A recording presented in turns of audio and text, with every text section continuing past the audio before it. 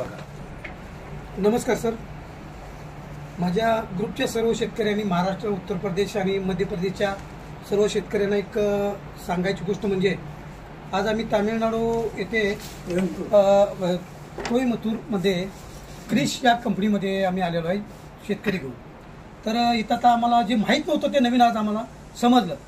त्याच्यामध्ये हे बुश, पितळी बुश आहे, आपल्या मोटरला म्हणा सगळ्या शेतकऱ्यांना यूज करत होते, हे सगळं बसवतात, सगळेच लोक बसवतात। पण आज इथं आल्यानंतर आपल्याला असं समजलं की ह्याच्याऐवजी कार्बन बुश हे आणि प्रेस करू शकतो।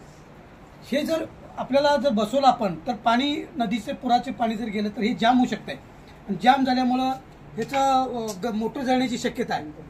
परत हे काढून परत त्याला स्लीव मारून परत बसवावं लागतंय, ड्रिलिंग करावं लागतंय, शाफ्ट बदलावं लागतोय। तर हे कार्बन, क्रिश कंपनीचं कार्बन जर वापरलं आपण तर याला कुठल्या प्रकारचं शाफ्टला काही झीज होत नाही, ग्राइंडिंग करावं लागत नाही किंवा शाफ्ट बदलावं लागत नाही, मोटर जळत नाही किंवा कार्बन खराब होत नाही। मेंटेनन्स झिरो मेंटेनन्समध्ये हे कार्बन आपल्याला आपण वापरू शकतोय।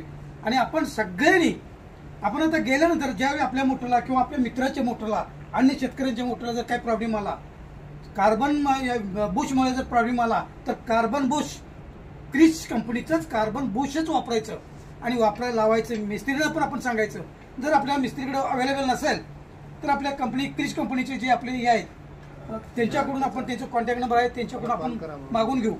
आणि आपल्याला जरी मला फोन केला तरी सुद्धा मी तुम्हाला या कंपनीचा नंबर वगैरे घेऊन तुम्हाला आपल्याला मिळू शकते।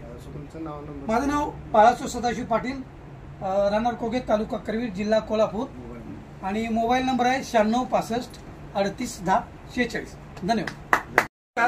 हे क्रिश कार्बन कंपनी आहे आणि हे बेरिंग या कंपनीमध्ये बनलं जातं आणि हे कार्बन बुश बनले जाते।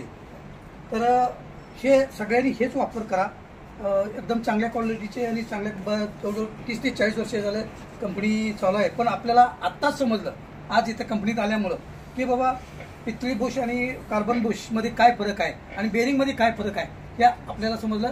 सर्व शेतकऱ्यांनी ह्याचा जरूर उपयोग करावा आणि आपलं मेंटेनन्स जो असतो तो कमी करावा।